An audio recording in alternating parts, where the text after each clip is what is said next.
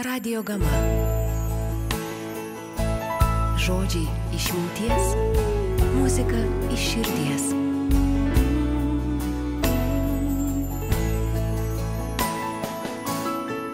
Šį penktadienį Žvejų rūmuose Gyčio Ivanausko teatro gerbėjų laukia naujas indų kino filmų šokių įkvėptas režisieriaus ir choreografo Gyčio Ivanausko darbas – šokio spektaklis Bollywood.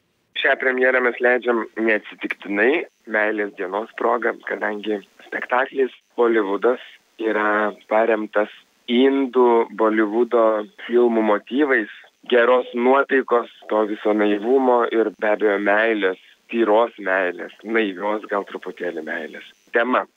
Kodėl žiūrovas turėtų ateiti? Todėl, kad, man atrodo, mylimą žmogų labai gražu visą laiką pamaloninti kažkokiais gražiais reginiais, gražiais vaizdais. Iš tikrųjų, spektaklyje turėsim daug kostiumų, daug pasikeitimų, daug spalvų ir be abejo geros nuotaikos.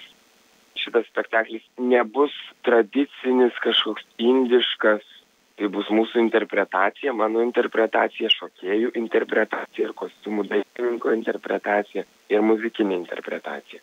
Muziką kūrė Viktoras Diavara iš grupės Scamp. Tai irgi nuteikčiau žiūrovą, kad nesitikėtų girdėti vien indišką muziką. Indijos kvapo būtinai bus, bet Viktoras Diavara tą muziką kiek apdirbinėja ir taip pat bus jo ir jos kūrybos. Girdėsim elektronikos šiek tiek. Miksas toks šiuolaikinio pasaulio ir senovės Indijos turėtų tikrai skambėti labai įdomiai ir netikėtai.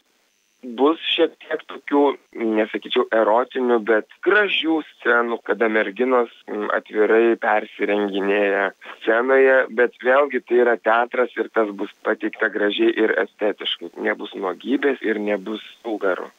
Mėly klaipėdiečiai, Klaipėda yra vienaip ar kitaip šokio kraštas. Ir aš labai kviečiu visus vasario 15 dieną ateiti su meile, su šypsena į Žvejų rūmus, į spektaklį Bollywood, palaikyti ir gal net pakritikuoti. Tai